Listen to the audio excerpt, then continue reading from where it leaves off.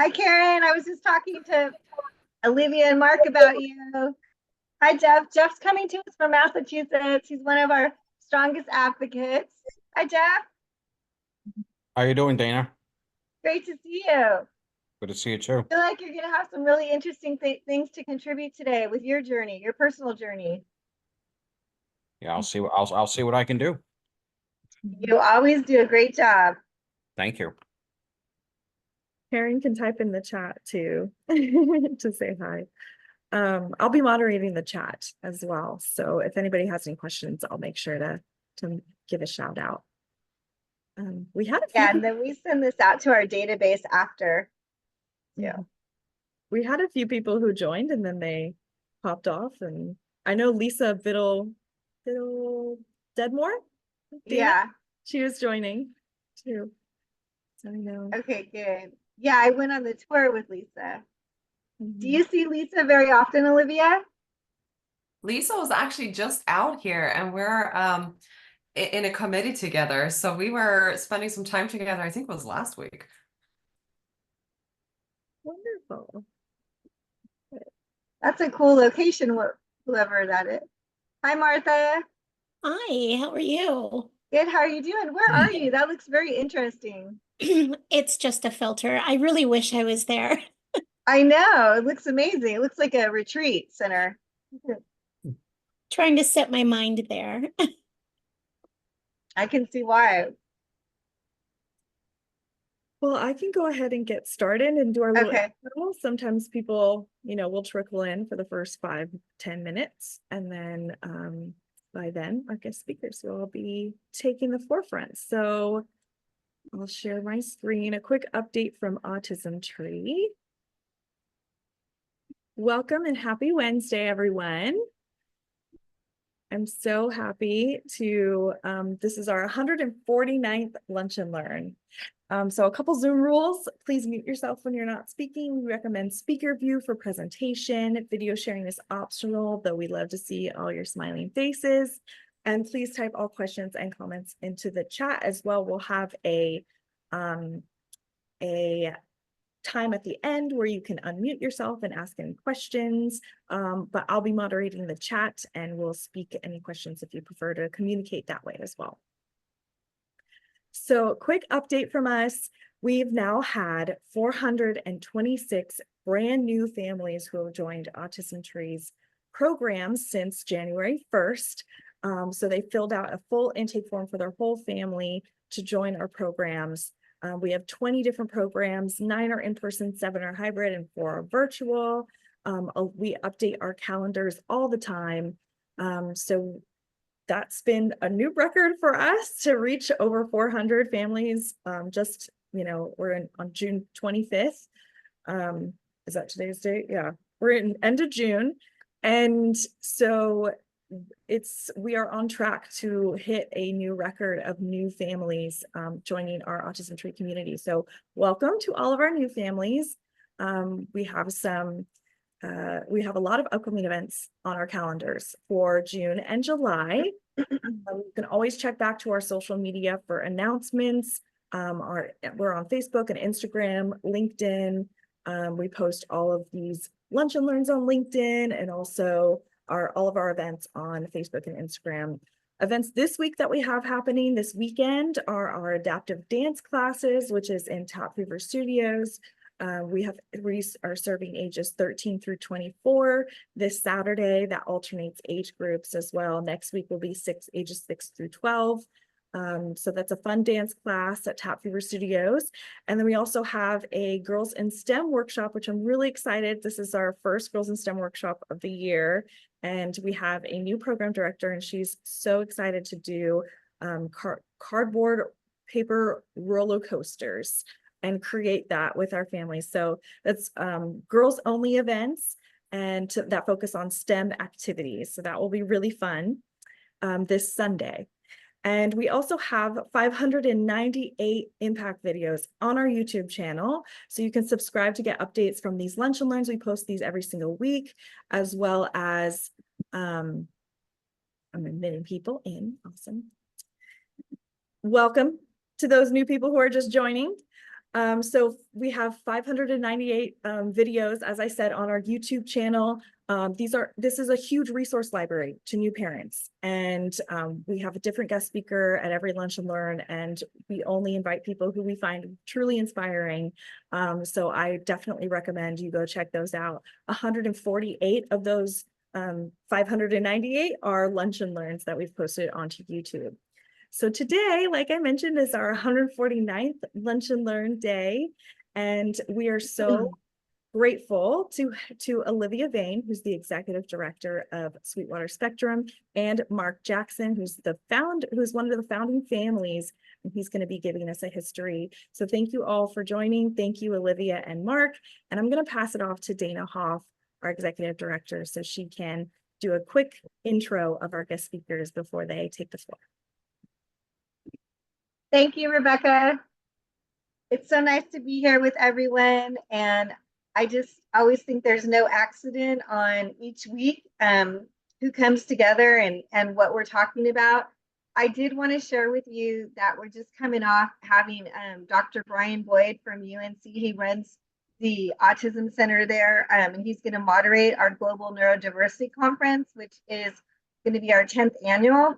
And we are working so hard on it. And I wanted to share a couple of things with you that are pretty remarkable. So if you haven't registered for our conference Friday, November 8th, please do. We'll send a link out with this Lunch and Learn.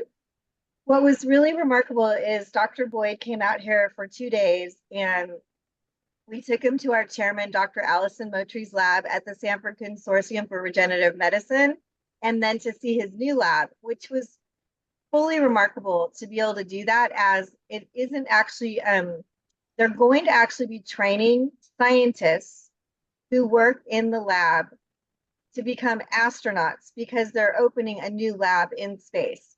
So I really think they'll make a movie about Dr. Motry and all of this one day. And so for our team to be able to be in there and experience that was really special. So I think this year, if you haven't been to our conference, we have researchers that are doing cutting edge autism research, as well as panels. We're doing some new panels this year. One of them is going to be diversity, equity, inclusion in education. Another one's going to be a parent panel. We've never had a parent panel at our conference before, and it's going to be 4 of our board members who all have children with autism. And the other one that we're working on, which we haven't announced officially, is with children's book authors who actually have autism themselves and write children's books with neurodiverse characters, which I think is just so special. I know myself and probably Mark and many of us on here, Jeff too, if you tried to go to a bookstore 20 years ago and buy a book, in the children's section that has a neurodiverse character, there just wasn't anything like that. So I think it's really exciting. And I just wanted to share with you that, today's speaker and guest Mark that is coming with Olivia, who runs Sweetwater Spectrum, is such a special honor. I actually went and toured Sweetwater Spectrum, which is in wine country, and just felt so much love and respect, and honestly, just what a huge impact they're making in the community there. And so I know Olivia has the same heart that we do at Autism Tree, which is to really kind of have a global reach. They have a huge waiting list there, which they'll share all the details about Sweetwater Spectrum in a minute. But I think that that's what really probably touched me the most, why I feel such a connection to Olivia, is I see that has a heart to do so much more than is just even happening, which is a lot at Sweetwater Spectrum with her community. But she's right there trying to help to other people to plant new communities all over, which there's such a need, as we all know, for.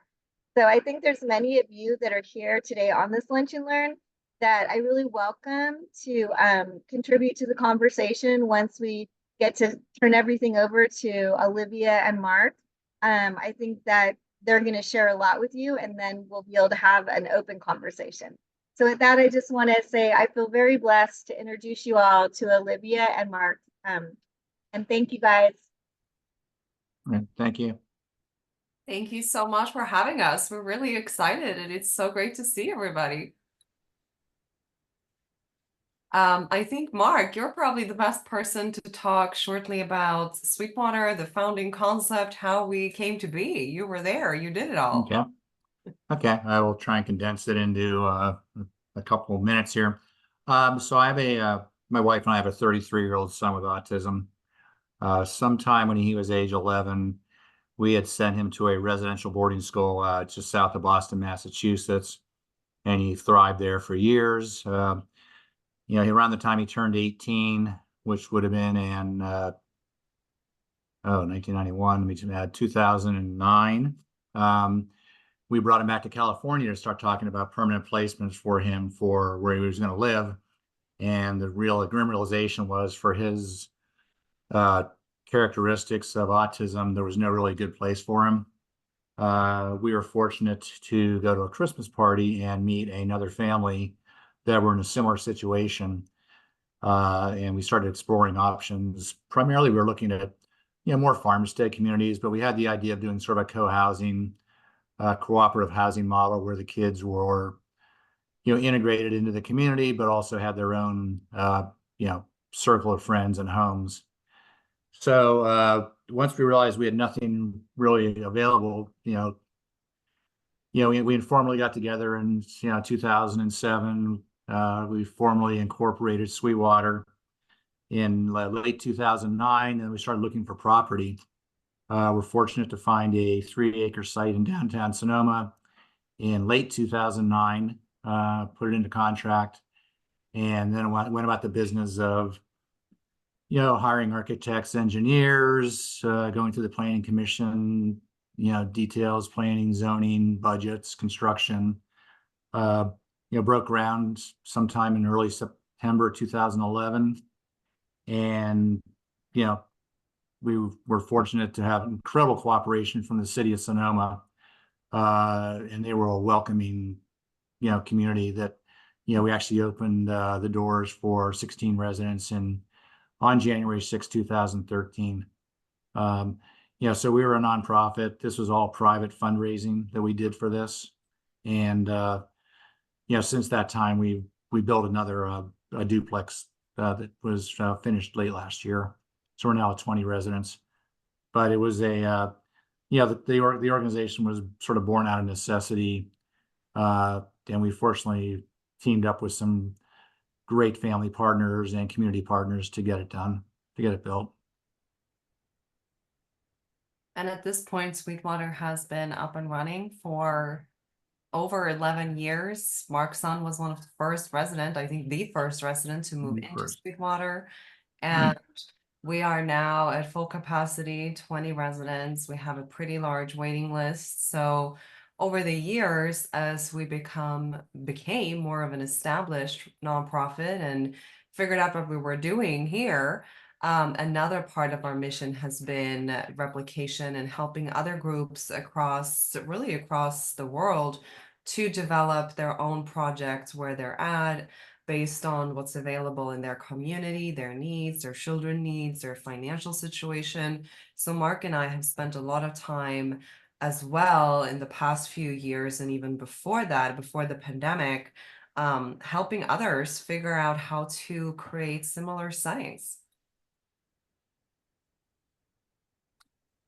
And Sweetwater is, maybe we should talk a little bit about the structure of Sweetwater. We are very much functioning as in California as a landlord, where our residents have services through something called the regional centers, where staffing support comes into the homes on an hour-to-hour basis. And it's based on their individual needs and support systems. Many go to day program activities, volunteer opportunities, job sites during the day. And in the afternoon, Sweetwater offers something that we call the enrichment program. We have around 70 different activities that we switch up depending on the month, the weather, the interest of our residents. So we have anything from art classes. Today we have musical therapy, so it's drumming going on outside my door. And we have physical activity, floral arrangements, volunteer opportunities that we coordinate with other nonprofits, as well as the local partners in Sonoma and across the area. Am I forgetting anything, Mark? Well, so we are a landlord, so our residents do pay rent and a community fee. Four of the homes are 4-bedroom, 5-bath homes, and and there were also 2 duplexes. So there's another 4 bedrooms and 2 units on the property for a total of 10. So the families and the residents pay their own rent and community fee either through combination of SSI and the private resources. And then the service side, all the services are essentially paid for by the state of California, the DDS. Yes, based on individual needs and support. Yeah, All of their our individual residents- program plan, Yeah. dictates their services and hours and Yeah, all of our residents more or less have one-on-one support during the day. So Sweetwater, as a nonprofit, only have around 4 employees. It's me, the executive director.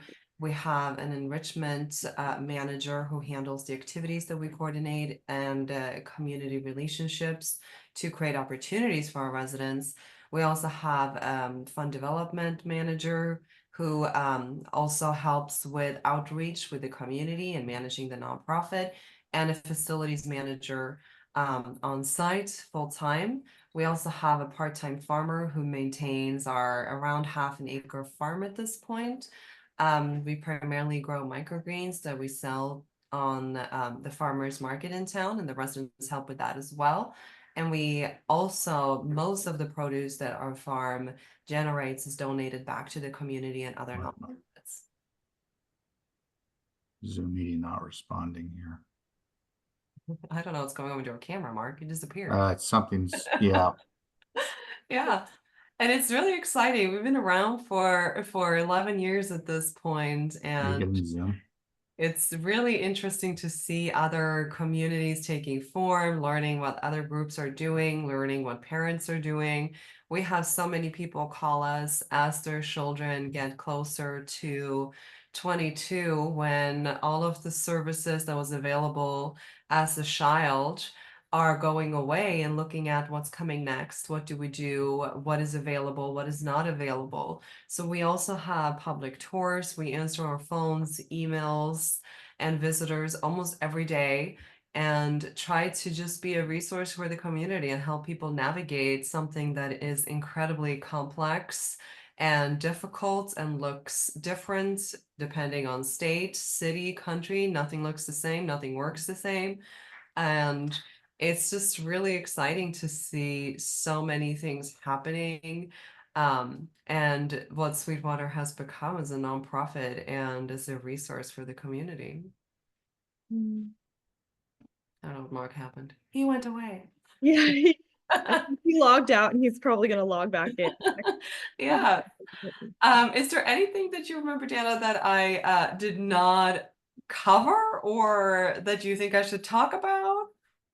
I think it would be interesting to hear like a little snapshot of your 22 residents, like what they're like how many, their age range, men versus women, just kind of, like what it looks Yeah. like. Mhm. Yeah, and of course we it's ever changing, right? As people move out, move in.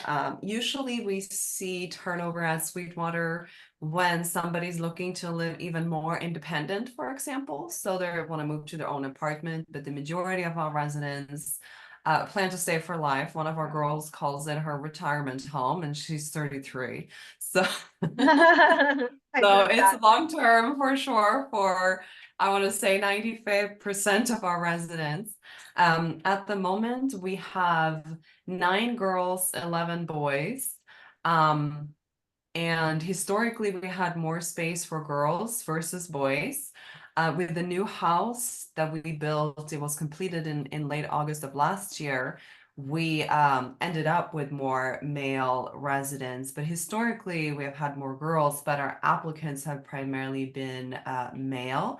And that remains true. Probably 70% of our applicants today are male, but coming out of the pandemic, we have seen more female applicants as well.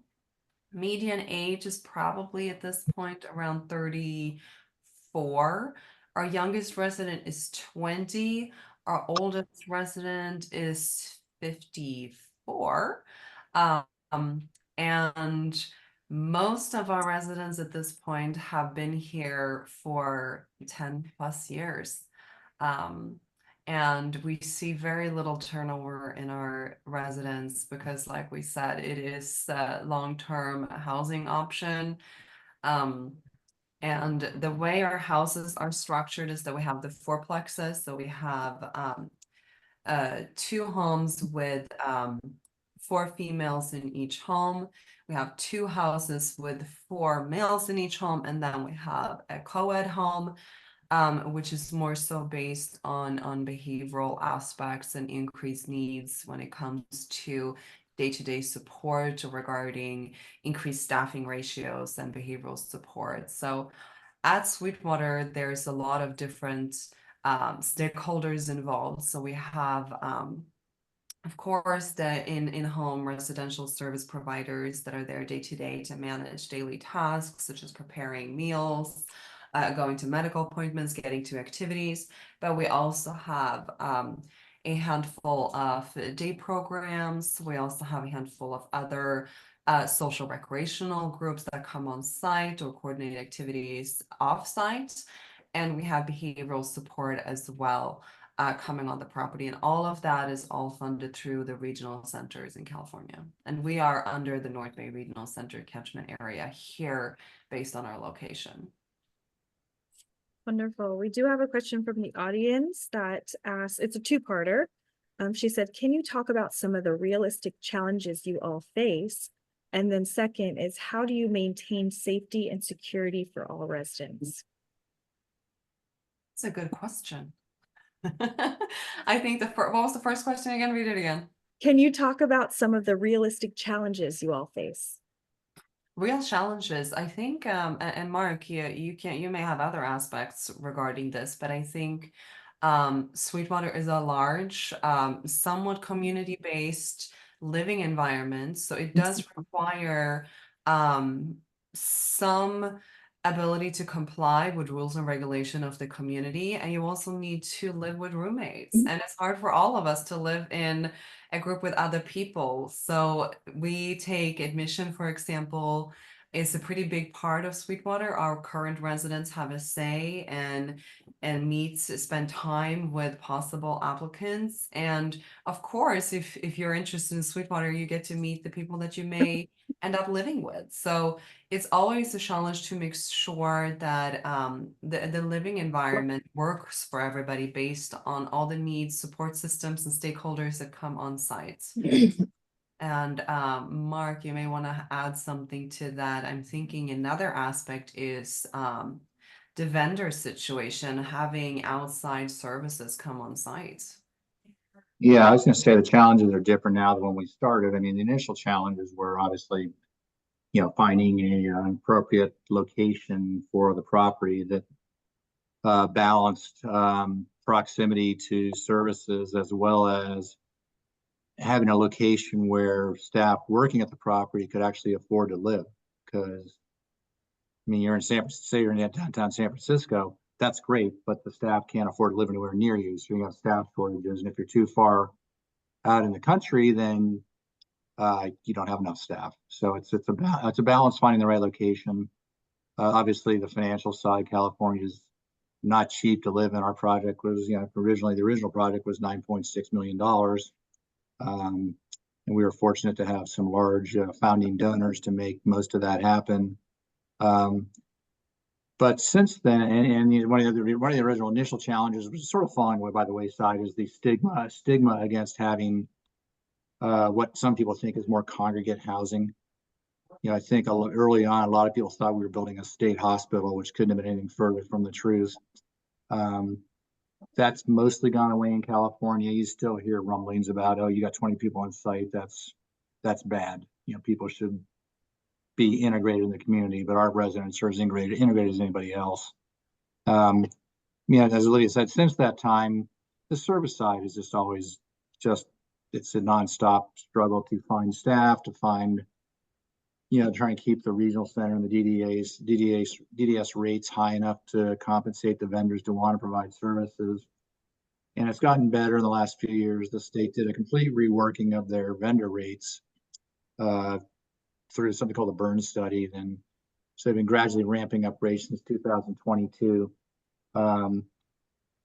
And we're lucky in California that there's no waiting list for services really in California. But it's just still a struggle to find vendors that can actually, get $40 an hour for us supported living services and actually make the numbers work, because the staff's getting paid roughly $20 an hour, which where we are in Sonoma, that's pretty much minimum wage in Sonoma. So that's a battle that's constantly being fought, and it's improving, but it's still hard. Yeah, and Sweetwater as a program for services besides what Sweetwater does as a nonprofit themselves, we probably have a team of around 80 to 100 staff members coming in and out every week or so, working with the 20 residents. So if you have a large program, it's going to require a lot of staffing support, and that's always going to be a challenge. And Mark and I spend a lot of time talking to groups that are developing projects, that building the program and having it is one part, but then how are employees that work directly with the residents gonna work when you have the program? And that's really a really big piece and sort of the basis for everything. Yeah, trying to keep it. It's hard to make it affordable, really, for what we do anyway. The programs and the services we offer, it's not affordable housing. We do make an effort to offer. We do have a scholarship fund, and roughly a quarter of our residents do get a substantial discount on the rents and community fees. So we do. That's something unique to what we do. And then we also set up a fund to provide bonuses to service staff. They're not our employees, but we do give money to the organization providing these services to allow bonuses being paid to staff. So it's a couple things we do differently than everybody else that allow us to mitigate some of the financial challenges. Yeah. And forgive me if I missed this, but the second question was, how do you maintain safety and security for all residents? And I think, Olivia, you mentioned that there are certain things that they need to agree to in order to live. Yes. And another piece, I mean, it's an ongoing project, and there's always things happening for the people that we support. Of course, we're dealing with humans. So I think another piece that Sweetwater does that is fairly unique is that we have developed collaborative relationships with the management of the stakeholders that work with our residents, where we get together, we talk about how we can constantly improve things, work better, how can we make this work for this resident, what's going on Tuesday afternoons, is there anything we can do? So it's an ongoing project that has never ended for 11 years. So this is part of what we constantly do. We constantly try to follow where our residents are, and that's a collaborative process with many people on more or less a weekly basis. Yeah, and we have a critical mass of residents, so they're always, rather than being in a single standalone house or an apartment somewhere, we have a lot of eyes on the residents and the staff to make sure that people are being treated appropriately, and the residents are thriving. There are issues. Obviously, everybody knows there's issues with abuse of the population we serve across the United States, and the organizations that work with our residents have whistleblower policies, and the staff is very good about it. If staff sees something going on that's not appropriate, they have historically so far been willing to talk to their supervisors about what they see. And we've had some staff have to be let go. It's endemic, unfortunately, and the most you can do is catch it quickly and address it. And train them and train people properly to begin with. So that there's a lot of training that goes into it, cross training. Yeah. Yeah. Yeah. It's great to know. Another question is, what kind of social groups or outings do you offer for your residents? It's good. One example that I really like to use when I get asked that question is we one group did trivia, for example, every week and worked on that, and then eventually we took that group to the local pub and do trivia in the community. So that's one example of how we look at what our residents are interested in, what they want to do, and then how we can start it here in a setting that is socially smaller and more less intense, and then eventually gradually go out in the community. Another aspect of what we did recently was a goal of mine has always been to kind of bring other sensory aspects to the enrichment program. So we started doing floral arrangements after the pandemic, working with a local farm that donate flowers and provide an instructor to us. And now it's really taken off. So other nonprofits have reached out to us and want our residents to do floral arrangements for their fundraising events, which has been really fun. And we were doing 30 floral arrangements here just a few weeks ago. It was flowers everywhere. So so we try to always do different things. Well, we're fortunate. We have a 2,500 square foot community building. It's got a community kitchen.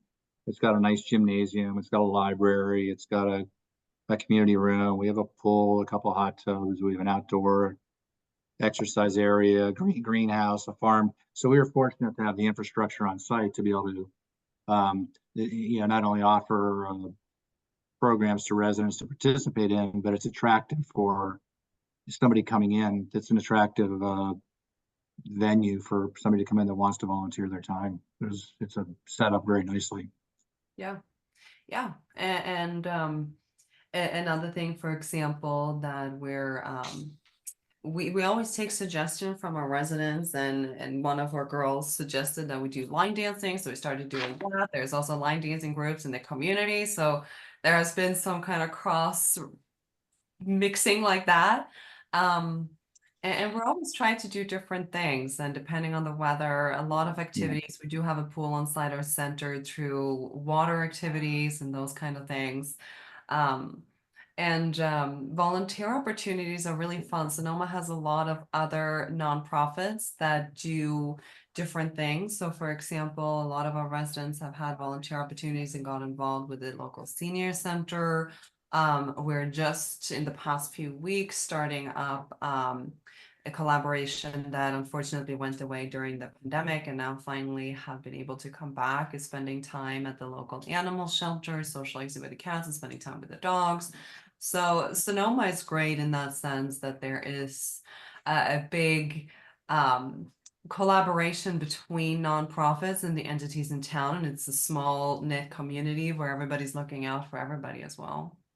And so it's trial and error. I mean, you do things that, I mean, we originally built a property with, we had a full acre for a farm. We had 4 legal single family parcels that we were farming it. And, we have chickens and a nice greenhouse, and, much to our surprise, a lot of the residents didn't really care about getting their hands dirty and getting in the dirt. So we were growing way more food than we could ever use or give away. So we actually cut the farm down to a half acre. We took a half acre and built a new duplex. But you just have to try new things. And as the residents get older, some of this it'll probably change. But we have bicycles that the property owns, all the mountain bikes, and there's stuff there that who knows 10 years from now they may not want to do any of this, but we just We evolve. also have a full gym, for example, that our residents really enjoy, a hot tub. So we try to always sort of evolve as things change and interests change. Keeps it interesting. I love it. Yes. Another question, can you speak about your ideas on how to best prepare a young adult for independent living? Will self-determination help? And I'm kind of curious about Mark, how you prepared your son first, and then Olivia, what you've observed from onboarding some new families into. My situation was a little different than everybody else. My son had already been away at a private school in Boston, a residential school for 10 years. So he was used to not living at home. He was used to having, you know, living in a group with other residents and other people. I mean, he had, 4 housemates from day one at this school. And so it wasn't a big deal for him to transition. But actually moving from Boston to Sweetwater, and we did, early on site visits to show him the place when he was back here in California. And we did picture books showing him, here's where you're going to shop, here's where you're going to do this. And, we tried to prepare him as much as possible for the move, but he was pretty smooth compared to the other residents who were all coming from their families' homes, which is a lot more traumatic, probably more on the parents than on the residents, honestly. I was just gonna say that, Mark. I think more time than not, it's more so the parents' journey than the resident. Yeah. And I think the parents are a lot more anxious and build it up maybe more so than residents at time. But Yeah. I think transitions are all individual. A lot of what we do is trying to spend as much time with our applicants as possible to get to know them. And when we're looking at having somebody move in, visiting Sweetwater, spending time at Sweetwater, meeting the residents, seeing the room, decorating the room, however you want it, spending time visiting the enrichment activities. And for some, it works better to, this is your house, I'm gonna drop you off, mom's gonna go to the airport and come back around the holidays. And for some parents, they like to come every day and visit, take out for lunch and so on and so forth. So it really depends, and it's really an individual journey. But yes, usually it's more so the parents that are having a hard time. Yeah. And many moms cry around the corner over the years. Yeah. Other children are totally fine. You brought up self-determination. We have our own opinion on self-determination. The level of oversight and commitment that's required by the parents for somebody with challenging needs. I mean, as Olivia said, most of our residents get one-on-one support during the day. So self-determination is not for the faint of heart as far as the parents' commitment. And we know enough about it. We've had people talk about it, and we consult on other projects that are talking about doing self-determination, but it's a completely different animal. And our goal at Sweetwater was to get the parents not to have to be involved. When they're gone, that the parents, or even when they're still around, that, Sweetwater would be a place where their kids could thrive without their involvement other than visits. And we've had parents leave the state. Parents that used to live nearby used to say, I have to be within 2 hours of my kid. I have to be close to my kid. We have people that have their kids, they live there at Sweetwater, and the parents moved to Montana, another group moved to Colorado. So we have parents actually moving out of the Bay Area, feeling that their kids are safe and happy at Sweetwater. They come visit. Which is really the biggest compliment. Yeah. I don't think there could Yeah. be a better compliment than the parents feeling like they can start letting go and their children are set and growing into adulthood and finding their independence.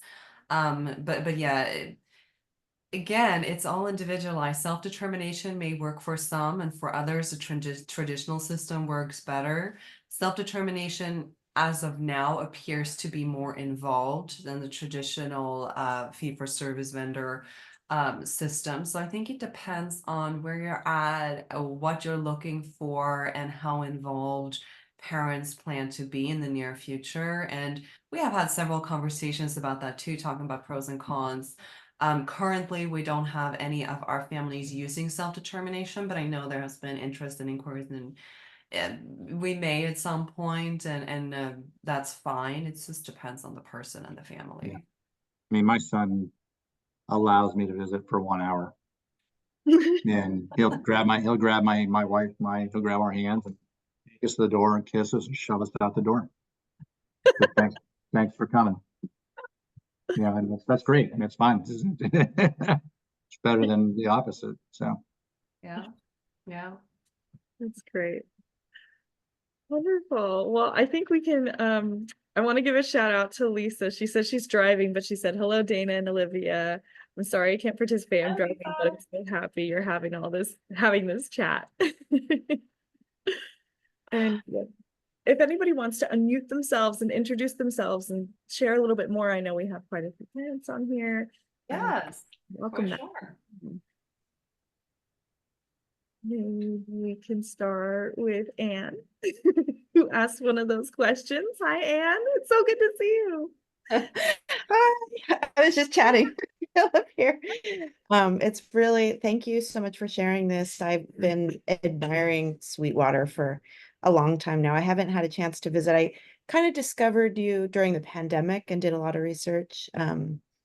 For me, for my son Axel, who's 19, starting to look into housing, and I felt like Sweetwater, unfortunately, was a little out of our financial means, though I do think of it as the gold standard, really. But we're moving forward with a cooperative housing big wave, which you might know. And Right, yes. We know them yeah, really yeah. well. Yeah. Yeah, which I'm really looking, I mean, I love the group. Dana knows that my journey with my son, just based on he's autistic with other needs, but I've had to get really creative in his services to be able to kind of reach him and help him and move him along. And so I like the creativity of the co-op, the sort of parents getting together and doing something kind of different because I've had that history with my son and how well it's worked. I do worry though. I mean, it's it's like every parent's thing, like, oh my gosh, but what about when I'm gone? Like at least my daughters will have a community that can help them to the next thing. But it is what it is. It's like nothing's perfect in this world. So just trying to figure it out. But I love that you're sharing like your journey and all that you're doing. And um, I'm just curious, like all the stages, there's so many stages in their adult life that they're going to go through. Are they fully subscribed at Big Wave now? They're a consulting client of ours, actually. We do a limited amount of consulting for them, but Yeah. have they sold all the I think interest yet? I think there's just 3 left. Oh, great. Great. Yeah, so they have we have the funds to break ground, and that will happen in fall of next year. Oh, So cool. it's going to be Awesome. built. Yay. Yeah. A Yeah. long time in the works. That's great to Uh, see it happening. Yeah. I was It's a telling Leslie, I can't wait to go and visit and see it. And I know they're getting close to breaking ground. And we have done limited consulting, but also been involved with Big Wave for a long time and been available for any questions and concerns and ideas. I think Mark been involved longer than I've been talking to Leslie for probably the past 2.5 years. Yeah, that makes me happy. Leslie's amazing. Yeah. Yeah. Dana, just FYI, I know you're always looking for interesting people, but this is another autism mom, her in the Boston area. She's one of the directors at Big Wave, and her son is autistic, pretty severely autistic and blind. Oh, wow. So she actually ran the Boston Marathon blindfolded to bring awareness to her son's needs. I saw that. Yeah, she's just amazing. Yeah. Anyway. And Big Wave is Yes. too. I think it talks about the importance of building more and more settings like this, because they're not just going to happen. There has to be people like Mark and Leslie that makes it happen, and it takes years, it takes hard work, and it takes time. And I think what Mark and I have seen is that it's usually a really lonely process for a lot of families. And I think that's where it's really fun for me to be in this position, because I always tell like Leslie, if you're feeling lonely, if you have a question, call me. We're here. We did it. And we can provide some insight to help things move along. That's wonderful. And anything we can do. But Big Wave is interesting in the sense that they're doing a different model than Sweetwater. They're doing apartments, which I think will be amazing to see how that works out. Yeah. It's an equity model. We don't see, as much as we're talking to people across the United States, see very few models like Sweetwater, which is purely a nonprofit. All the donations there was donations. Most of the models we're seeing now are co-ownership models, whether it's an LLC or a co-op or whatever, because people do want to own their space in the event something doesn't work out, they could sell it and recoup their money. Because at Sweetwater, if you make a donation and your kid happens to move in and move out, you're not getting money back. Yeah. And you're also, I mean, we started many years ago. It was a different world to some extent. Building and developing and creating these projects now are so expensive that the amount of money you need upfront to even get started is an incredibly heavy lift to fundraise. So the buy-in models have really taken off and been primarily what Mark and I see in most of the groups that we work with. And I think it's just because otherwise you can't acquire land, you can't develop the properties.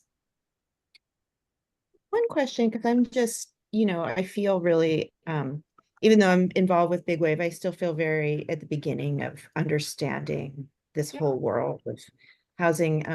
I live in Santa Clara County, in the Palo Alto area, and I keep hearing that, that they're like the housing is coming, like for people with needs that this, but I don't know, like, do you guys hear much of that the state is building? No, Very much. I mean, I know about one or two projects, but that only houses maybe 50 people total between the two of them. So that just seems like a drop in the bucket. unless But I just, unless there's a tax credit deal being built that's dedicated to that population. The Mhm. only one I really know right now is Sunflower Hill out in Pleasanton, but we're not seeing the state getting, but the state doesn't really like getting involved in housing. They're happy with us paying for the services because they have to because of the Lanterman Act, but they really don't want to own housing. It's really not part of Yeah. their mandate.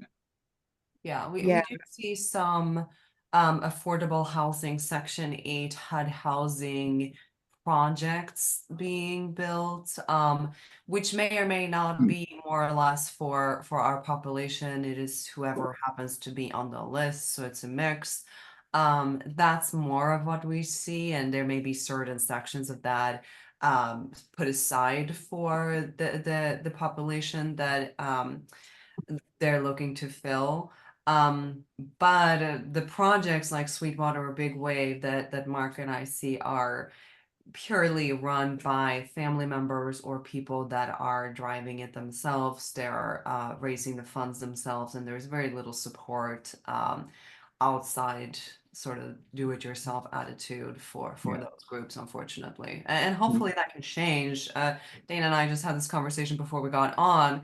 Hopefully with awareness and spreading the word and making people more aware of this huge public health crisis that are just around the corner with more and more children aging out of the disability school systems. We need to address it, and it can't just be parents doing it. There need to be more support. The tax credit, I mean, unfortunately, the government funded tax credit deals also is you lose, if you're one of the sponsors trying to make it work, you lose control over admissions. You can't take money from the government and tell them your kid has to live there. Once you touch government money, it's a lottery system. And if you want to guarantee a spot for your kid, relying on tax credits, you can't really do it because you can't set aside a unit for your child or a bedroom, really do it. well, I don't want to ask too many questions. I'm sorry. Let other people. We're here for Yeah. Go I- ahead. There's just one other thing. I agree with the self-determination. I just took a class through my regional center on it, and I'm kind of excited about it in some ways, but also concerned just because I work full time and I have a busy life and two other children, and it's like, oh my gosh, more to manage when just feel overwhelmed already. But there are some interesting things. I don't know about if you know about like this. There's a home here in Woodside where I think a family donated. You might know about it. Donated a house. Willow Commons, yeah. Yeah, Jim and White, Jim White's Willow Company in Portola. It's in yeah, Portola Valley. yeah.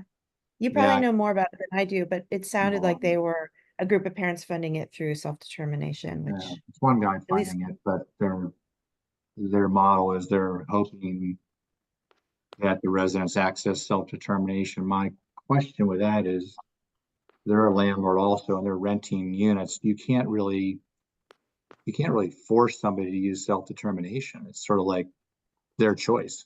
So if they want to use a more traditional vendor model, I'm not sure how that landlord can tell you differently. But I don't, I Yeah. know a lot about Willow Commons. Yeah. Yeah, yeah. I was just curious about like, other options because it's just that they're if the state's not going to provide stuff, like how do we get creative and create it on our own? Yeah. Do you know Coastal Haven in Santa Cruz? I haven't visited, but I've heard It's of really it. nice. Yeah, so that's a very nice owner co-op model, LLC model. Is that the one where they each have little homes and There's they, 6 homes, like it's a big farm, like an 8-acre farm. Some of them are yeah, 6 bedrooms, some are 2. But it's a nice, really nice community. Right, great yeah, location. Yeah. yeah.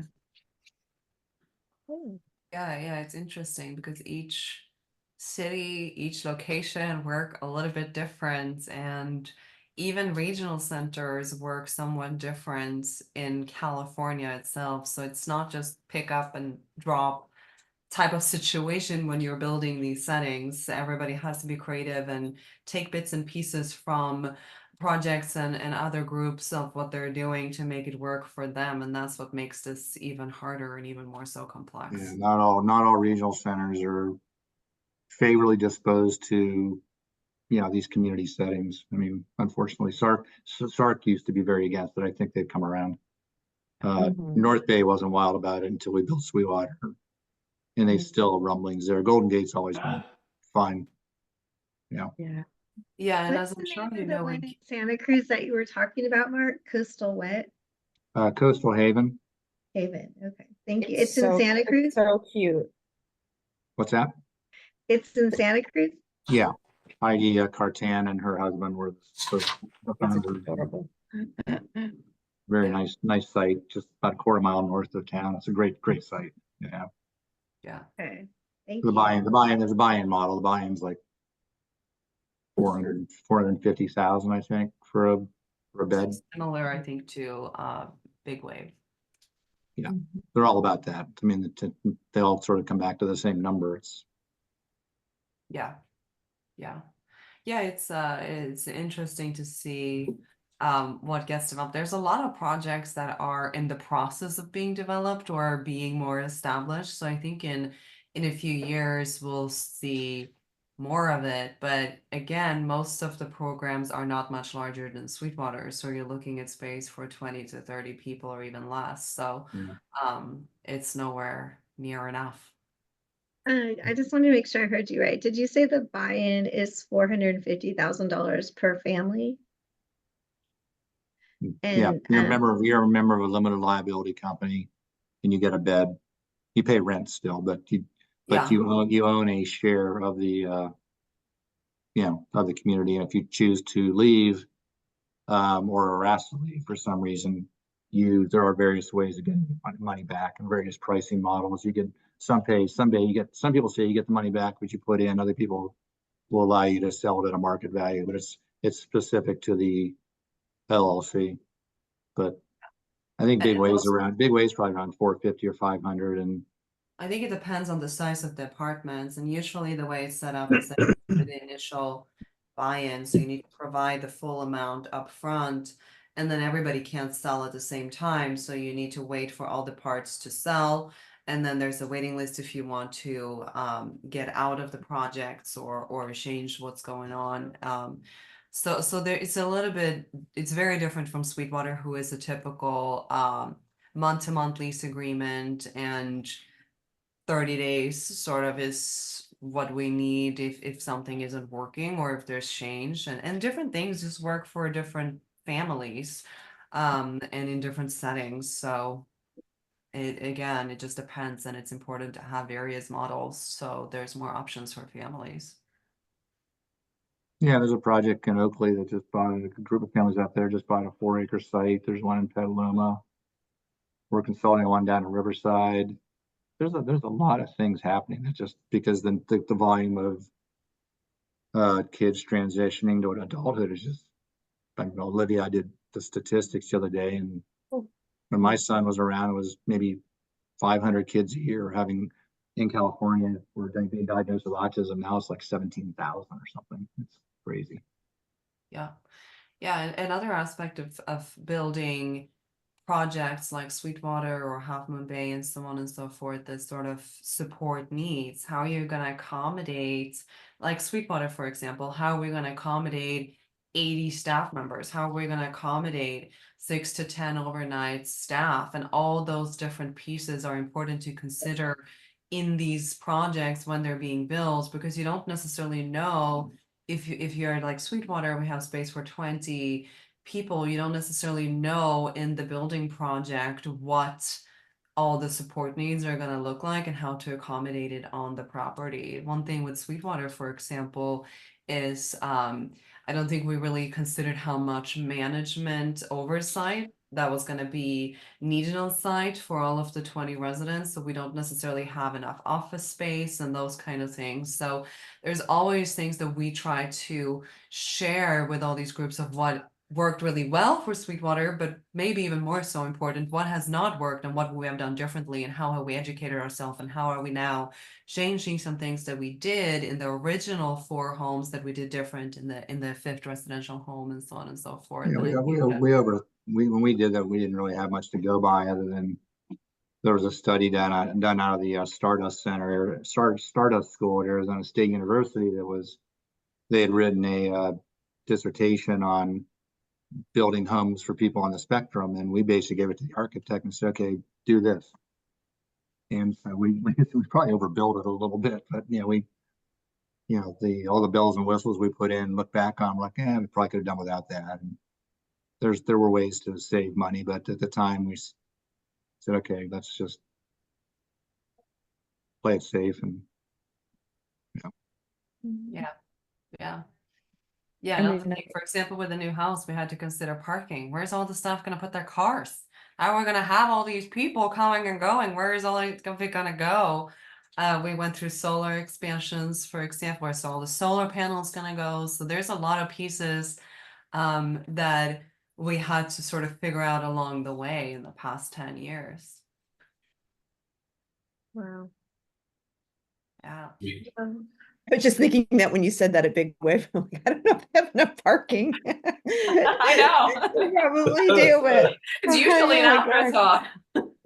we only were required to have, like, how many spaces originally, Olivia? Like 18 I mean, spaces. yeah, like if And we 15 said, maybe. okay, there's 16 residents, so let's put in 18 spaces. The city of Sonoma said, okay, that sounds good. And but we never sort of figured out, like, it's 18 spaces, but you got shifts, people coming and going.